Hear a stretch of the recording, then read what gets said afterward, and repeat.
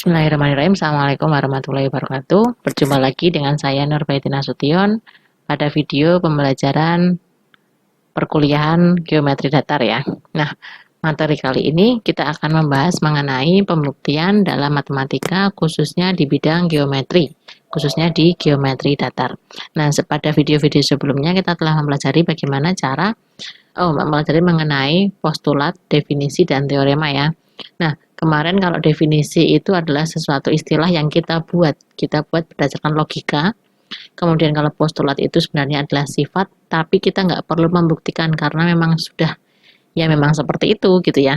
Ya memang sudah nature-nya seperti itu, kodratnya seperti itu. Nah yang terakhir itu teorema. Teorema itu kita adalah sifat yang perlu untuk kita buktikan. Nah, untuk membuktikan teorema atau mungkin sifat-sifat lain dalam matematika kita perlu trik ya, jika bukan trik ya, sebenarnya perlu keahlian. Nah, setiap matematikawan seharusnya itu mahir membuktikan sifat gitu ya. Nah, apakah itu tetapi hal itu bukanlah merupakan sesuatu yang gampang ya. Jadi perlu keahlian, perlu keterampilan, dan juga perlu latihan yang kalau bisa sih latihannya itu ya intens, tidak hanya sekedar ketika pelajarannya saja, ketika perkuliahannya saja, tetapi harusnya intens. Nah, kali ini kita akan mulai belajar membuktikan dalam matematika. Secara umum sebenarnya ada 3 cara untuk membuktikan teorema ya. Buktinya langsung, tidak langsung, atau yang ketiga dengan induksi. Bukti langsung kita nanti akan mempelajarinya, dan kita hanya khusus membicarakan pembuktian-pembuktian dan dengan kasus-kasusnya itu merupakan kasus-kasus geometri karena ini memang mata kuliahnya geometri. Mungkin Anda akan mempelajari yang lain pembuktian secara langsung itu pada mata kuliah logika dan himpunan. Nah, sementara untuk bukti tidak langsung nanti kita juga akan belajar, tetapi mungkin tidak pada video ini, saya akan memberikan pada video yang lain.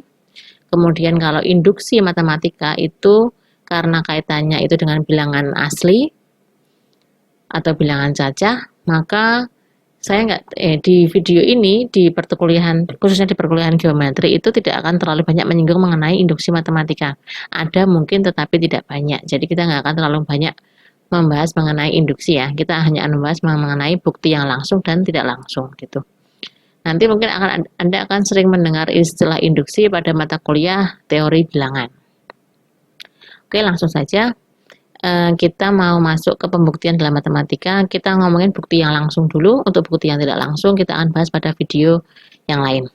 Nah, ada bagaimana sih cara membuktikan dalam matematika? Nah, ini saya meringkaskan, ini sebenarnya cuma ringkasan aja biasa, tapi jangan dijadikan semacam patokan ya, cuma sekedar sebagai gambaran saja.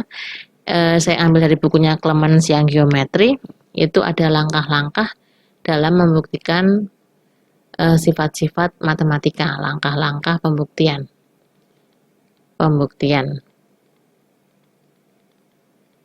Ini khususnya untuk bidang geometri ya. Yang pertama, jika sifatnya itu belum berbentuk jika, maka belum berbentuk kalimat implikasi, maka diubah ke bentuk implikasi dulu deh. Jadi yang pertama, ubah ke bentuk implikasi.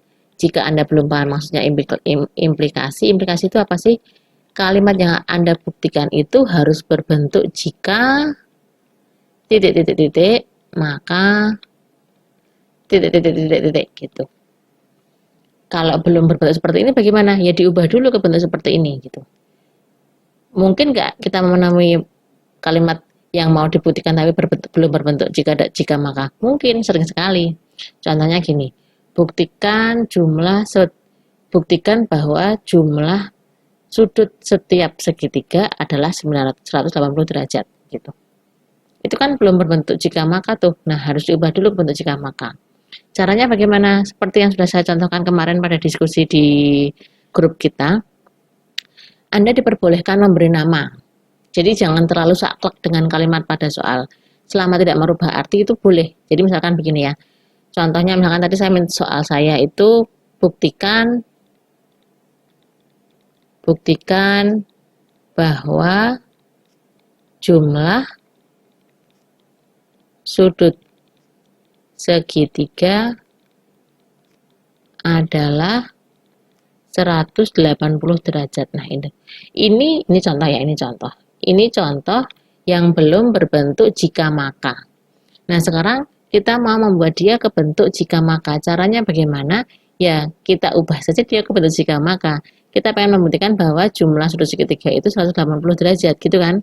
Nah, enaknya gimana biar jadi jika maka? Nah, ini sesuatu yang tidak bisa saya ajarkan ya. Anda harus punya feel sendiri, punya sense sendiri. Saya hanya bisa mencontohkan, saya nggak bisa memberikan panduan ataupun harus seperti ini, harus seperti ini. Ini murni dari masing-masing pribadi seseorang ya.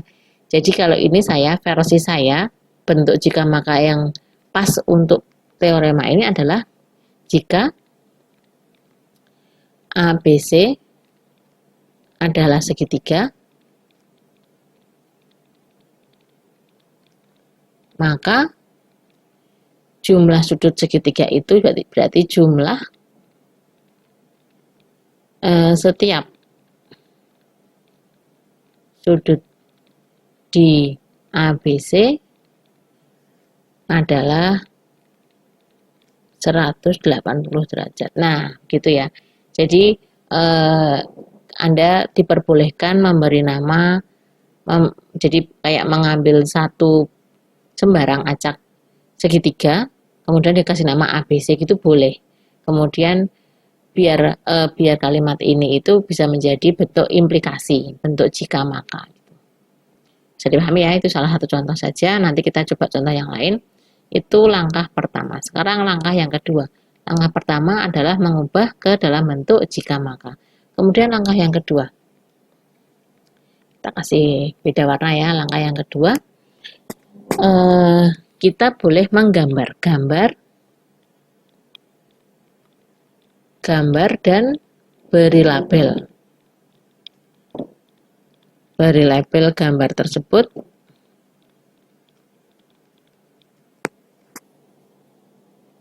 sesuai dengan kondisi yang diberikan. Nah, ini berarti langkah kedua ini sama kayak langkah pertama kita tadi. Tadi kan kita sebenarnya di soal itu nggak ada kata-kata segitiga ABC, nggak ada. Tetapi kita mengadang-adakan sendiri segitiga ABC. Nggak boleh apa enggak? Nah, langkah dua ini memperbolehkan kita. Ya memang boleh, ya nggak apa-apa gitu loh. Untuk mempermudah ya memang harus seperti itu.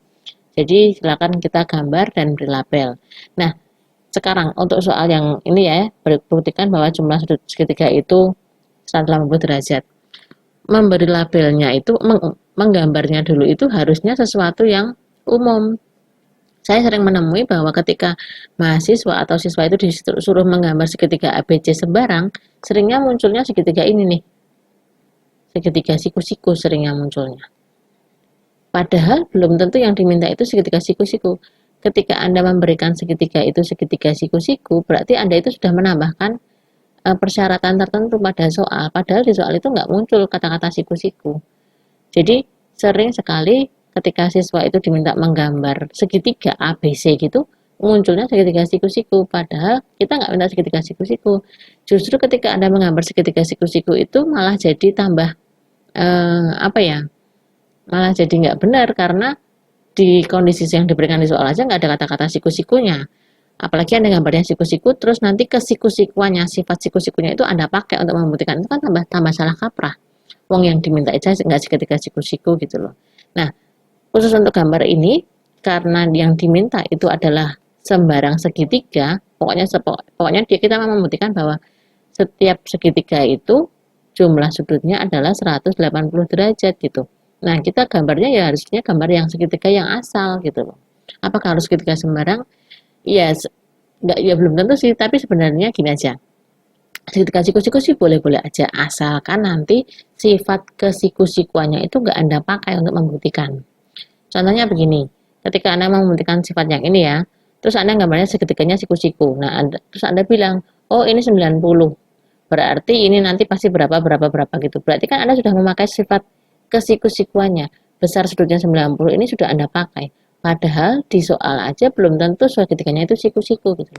Anda boleh-boleh saja menggambar segitiga siku-siku sebagai bantuan untuk ilustrasi, boleh. Tetapi asalkan sifat siku-sikunya itu tidak Anda pakai dalam membuktikan. Kalau Anda pakai berarti Anda sudah secara langsung sudah menambahkan kondisi pada soal yang mana itu kan tidak dikehendaki gitu. Oke ya, yang kedua ini kita gambar dan beri label. Kalau sepertinya gambarnya itu seharusnya yang sembarang aja. Misalkan ini segitiga ABC gitu. Sembarang, nggak usah. Kita nggak perlu ngomongin segitiga yang seperti apa. Nggak usah tanya segitiga yang sama kaki apa sama sisi, nggak usah tanya. Wong kita pengennya itu sifat itu tadi berlaku untuk setiap segitiga kok. Bukan hanya segitiga siku-siku tok atau segitiga sama kaki tok atau sama sisi tok gitu loh. Jadi kita mau ngomongin segitiga yang terserah. Sifat itu tadi itu berlaku untuk semua segitiga. Jadi kalau bisa gambar segitiganya juga yang umum, bukan yang tertentu. Oke, itu langkah yang kedua. Sekarang kita masuk ke langkah yang ketiga. Langkah yang ketiga. Nah, tadi setelah yang ketiga ya. Tadi kan Anda sudah punya bentuk jika maka gitu kan ya. Nah, Anda harus mulai yang ketiga itu Anda menuliskan, kalau istilahnya di buku itu given, kalau kita istilahnya bisa diketahui atau diberikan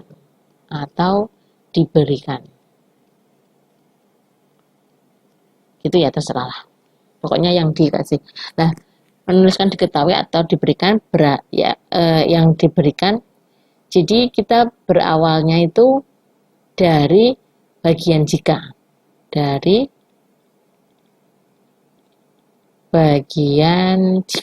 paham nggak maksud saya? Jadi kan tadi kan kita sudah punya jika titik-titik maka titik-titik gitu kan ya. Nah, itu maksudnya gimana? Kita mau awalan kita melangkah itu dari bagian istilah di belakangnya jika tadi. Jadi kan ada dua klausa nih, misalkan ya. Jadi ini penjelasan aja. Penjelasan dari jika maka, jika P maka Q gitu ya. Jika P maka Q itu kan ada dua klausa. Jika ini klausa pertama, ini klausa kedua. Nah, klausa pertama ini adalah langkah kita, awal kita untuk membuktikan. Jadi berarti kalau gitu kita ini awalnya dari diketahui P. Nanti langkah keempat menuliskan, atau paham aja lah, nggak usah menuliskan ya. Akan ditunjukkan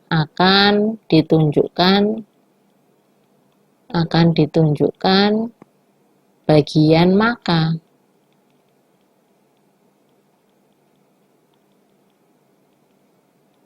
Jadi gini, tadi kan kita sudah punya istilah implikasi ya, asumsikan jika P maka Q gitu ya. Nah, langkah ketiga itu dari implikasi yang sudah kita punya tadi, kita pecah mana sih yang diketahui dan mana sih yang mau kita tuju, mana sih langkah awal kita, mana sih tujuan kita. Nah, yang diketahui itu adalah bagian P-nya, yang bagian belakang jikanya itu. Jadi kita ketahui P. Nah, tujuan kita apa? Tujuan kita itu nanti mau menunjukkan Q. Berarti nanti kita menuliskannya kalau jika P maka Q, berarti nanti diketahui P akan ditunjukkan Q, akan ditunjukkan boleh, akan dibuktikan boleh, akan ditunjukkan atau akan dibuktikan Q. Seperti itu. Jadi startnya seperti itu. Apakah harus ditulis Bu, diketahui atau akan dibuktikannya? Sebenarnya enggak sih. Ini cuma buat bantuan kita berpikir aja. Jadi buat bantuan Anda berpikir, kita itu start mikirnya itu dari P, bagaimana caranya biar dari P nanti kita bisa menuju ke Q gitu. Gitu ya. Jadi bukti yang bagus itu startnya seperti itu. Jadi kita punya jika P maka Q. Mau membuktikan ini yang mau dibuktikan, maka kalau gitu kita start dari P. P itu apa sih? Kita uraikan P bagaimana caranya, nanti kita susun rencana untuk bisa menuju ke Q gitu. Ini cuma sekedar, tidak perlu selalu ditulis, tapi alangkah indahnya jika bisa ditulis ya. Jadi bila nggak ditulis biasanya disebut dengan analisis pendahuluan. Nanti ketika kalkulus, mungkin ketika ngomongin limit, Anda kenal istilahnya epsilon delta, itu ada istilahnya analisis pendahuluan. Jadi coret-coretannya itu yang nggak ditulis. Dan nanti ketika ditulis rapi, itu namanya bukti formal. Itu ditulis biasanya, kalau bukti formal itu di buku-buku pun ditulis ini. Jadi diketahui P akan ditunjukkan bahwa Q, seperti itu ditulis. P-nya apa, Q-nya apa, terserah nanti. Itu langkah 4. Sekarang langkah kelima. Langkah kelima ya apa? Yaitu kita sudah mulai menyusun rencana. Langkah kelima itu kita analisis apa yang harus dilakukan. Apa yang harus dilakukan. Jadi kita menganalisis kira-kira apa yang harus dilakukan untuk menuju ke Q jika kita berangkatnya dari P begitu. Analisis apa yang dilakukan dan susun rencana. Kemudian yang keenam, terakhir, ya tulis buktinya.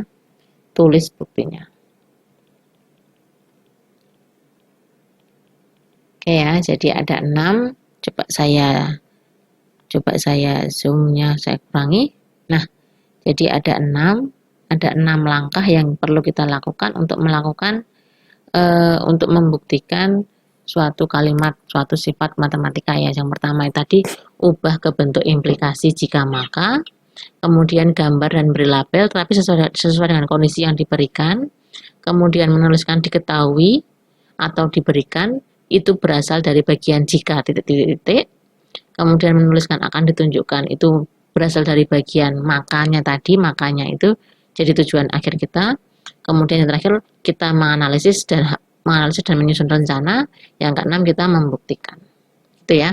Oke, kita coba aja satu contoh akan kita buktikan. Kita akan coba untuk soal-soal yang sederhana terlebih dahulu. Jadi soalnya sederhana banget, kemungkinan dari Anda mungkin akan punya perasaan, ya gampang banget, masa kayak gitu aja perlu dibuktikan gitu ya. Ya enggak apa-apa sih. Ini kita belajar pelan-pelan. Toh juga Anda juga di rumah ya sambil mencermati pelan-pelan aja. Karena nanti semakin lama mungkin pembuktian itu sebenarnya nggak sulit sih. Cuman yang sulit itu triknya. Kira-kira dari sini mau kemana ya? Kira-kira dari sini bisa biar jadi ke sana itu bagaimana ya? Nah, untuk yang pertama-tama ini mungkin langkah-langkahnya itu sudah jelas, rencananya itu sudah jelas sekali. Bahkan kadang-kadang ya kayak gitu aja perlu dibuktiin, kayak gitu ada yang merasa seperti itu. Tapi kita anggap ini melatih keterampilan membuktikan saja, jadi tidak usah berpikir bahwa ini terlalu cemen gitu ya atau terlalu cupu gitu ya. Oke, sekarang saya mau memberikan contoh yang pertama. Buktikan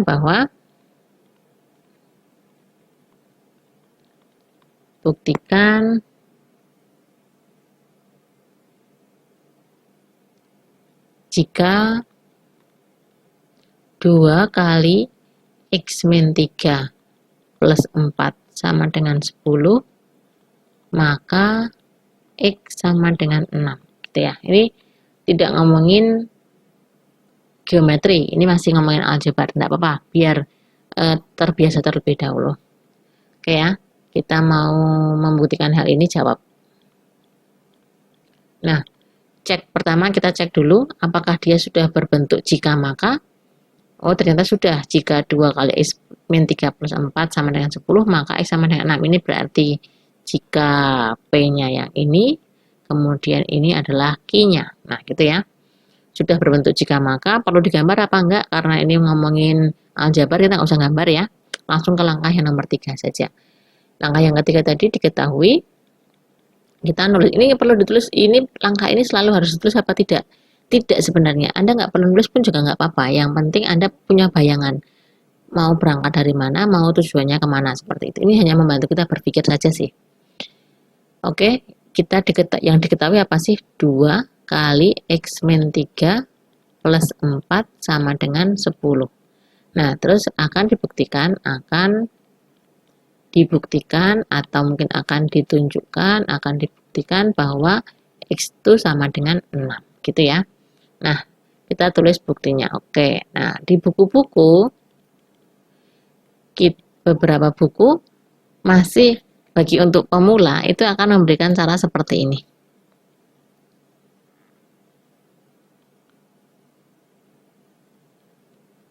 Nah, jelek, saya ganti dulu.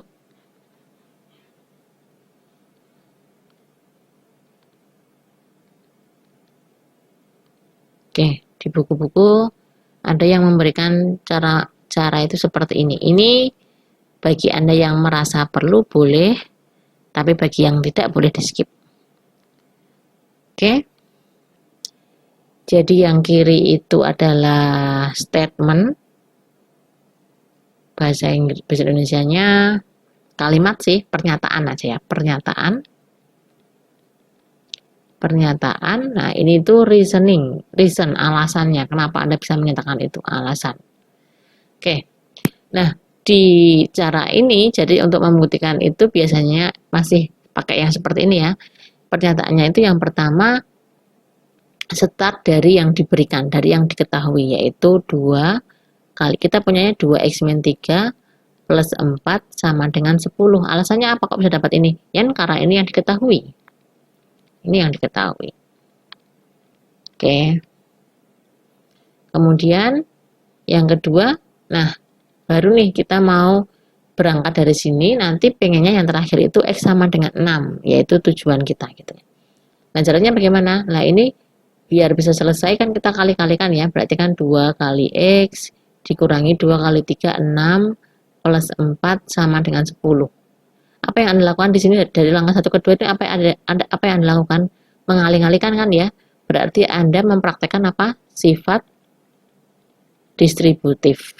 Distributif perkalian terhadap penjumlahan. Sifat distributif perkalian. Oke, dah. Ini yang 1 ke 2 itu alasannya karena sifat distributif. Sekarang yang ketiga. Apa yang Anda lakukan di nomor 3? 2x min 6 plus 4. Berarti menjadi 2x minus 2 sama dengan 10.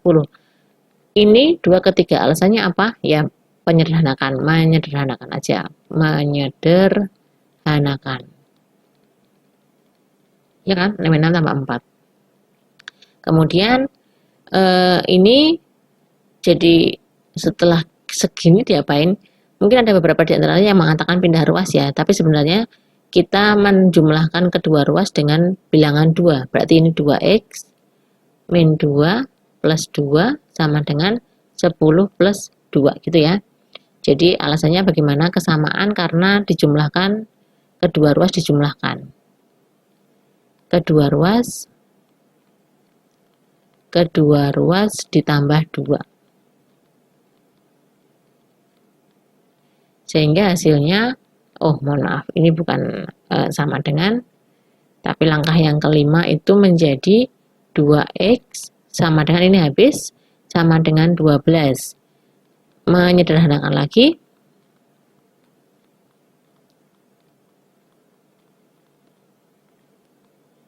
kemudian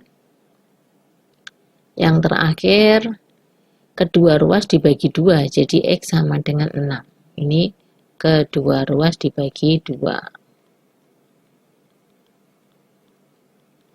Nah, ini salah satu contoh terbukti ya. Jadi kalau kita punya bentuk aljabar semacam ini, itu ternyata sama artinya dengan x sama dengan 6. Ini terbukti.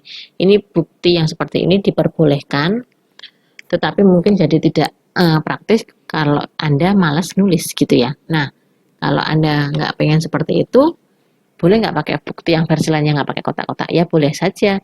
Jadi nanti kita pakainya bukti formal. Kalau bukti formal nulisnya bagaimana? Nulisnya seperti ini. Nulisnya seperti ini ya. Jadi kita punyanya,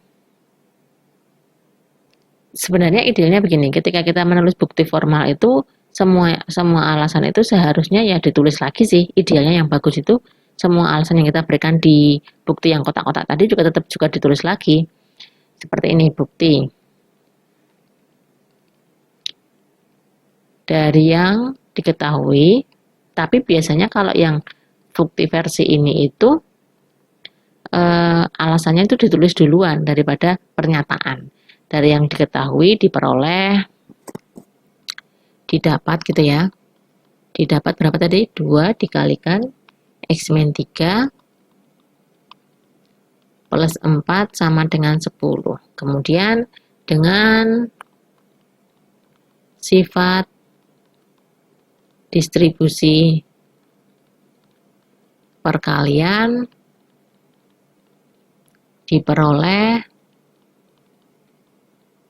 ini berarti dikali-kalikan 2x negatif 6 plus 4 sama dengan 10. Nah, untuk menyederhanakan boleh langsung ditulis, nggak usah pakai kalimat ya. Jadi 2x sama dengan, mohon maaf, 2x plus negatif 2 sama dengan 10. Kemudian kedua ruas ditambahkan 2 sehingga didapat 2x sama dengan 12. Terus kemudian yang terakhir, kedua ruas dibagi 2 sehingga diperoleh X sama dengan 6. Nah, ini kan sudah terbukti gitu ya. Kalau ada tanda ini terbukti. Nah, ini bukti formal. Nah, Anda boleh memilih yang mana saja. Nanti memang beberapa kali lebih mudah yang ini atau yang ini, terserah sih. Tapi saya nggak akan membatasi khusus untuk karena Anda masih di semester 1, karena masih baru, bolehlah pakai yang kotak-kotak semacam ini untuk membantu Anda berpikir. Tetapi jika nanti sudah mulai terbiasa dengan membuktikan, Anda harus mulai terbiasa menulis bukti formal. Jadi menulis buktinya seperti paragraf, tidak lagi menggunakan bantuan tabel gitu. Oke, untuk video ini kita coba contoh ini dulu. Nanti kita lanjutkan untuk contoh lain pada video berikutnya. Semoga bermanfaat. Terima kasih. Assalamualaikum warahmatullahi wabarakatuh.